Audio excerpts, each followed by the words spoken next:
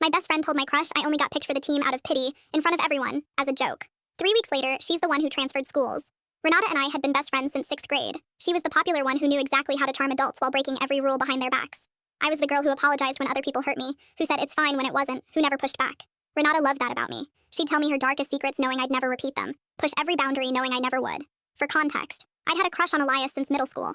We'd been lab partners, bus buddies, the whole thing. He was the boy who shared his snacks and lent me his hoodie when it rained. Everyone knew. My mom, his mom, and especially Renata, who used to tease me about doodling his name in my margins. Renata had her own secret, though. She'd been sneaking around for over a year, and I was always her cover story. Her parents were the strictest around. No going out, constant check-ins. So every weekend for 2 years, I'd been her alibi while she did whatever she wanted. I'd covered for her dozens of times because that's what best friends do. 3 weeks ago, at a teammate's party, I finally worked up the nerve to talk to Elias alone. I made some dumb joke about our old bus driver, and he laughed. The real kind, not the polite kind. For 30 seconds, it felt like we were kids again. Then Renata came back and saw us. Her face changed, and she announced to the whole room, "You know she only made varsity because the coach felt bad for her, right?" She literally cried in his office. She looked dead at me. "Remember?" Elias laughed the hardest. I pulled her outside. "What was that?" My hands were shaking. She shrugged, examining her nails. "Relax. Just a joke."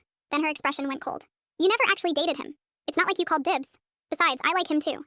And unlike you, I can actually get him." The mockery spread fast. People started making crying gestures at me in the hall. Someone wrote "pity pick" on my locker.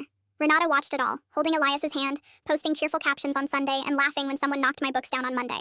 3 weeks of misery while she lived her double life. Then came the weekend she needed me most. She texted her parents that we were studying together, same lie as always, while she went to a party across town she'd been forbidden from. And for the first time in 2 years, I was done being her alibi. But I didn't do it the way the old me would have imagined, and I didn't do it to detonate her life in front of a crowd. I just stopped lying for her. When her mom texted me that night, "You two studying?" Renata's not answering. I told the truth calmly. "We're not together tonight. I'm not sure where she is. I don't want to cover for her anymore." That was it. No dramatic reveal, no 30 teenagers watching. Her mom took it from there. Renata's parents found her at the party. There was a scene, but a private one. Her mom walking her out to the car, her dad quiet and furious. What actually undid Renata wasn't public humiliation. It was that everyone slowly figured out I'd been her cover for 2 solid years, which meant every alibi she'd ever given had my fingerprints on it. And once I stopped, her whole carefully built double life had nothing holding it up. Friends she'd used the same way started comparing notes. It turned out I wasn't the only person she'd treated as disposable. She transferred schools a few weeks later. I heard it was her choice as much as her parents'. Elias found me at my locker before she left. "I laughed at that party," he said. "I shouldn't have. That was a garbage thing," she said, "and I went along with it because everyone else did." He rubbed the back of his neck. "For what it's worth, you didn't get picked out of pity. You're the best on the team and everyone knows it. We're not dating. Turns out a crush from childhood doesn't automatically become a relationship, and I've stopped shrinking myself to make one happen. But we're friends again. Real ones." The biggest thing that changed wasn't Renata leaving. It was that I finally stopped saying, "It's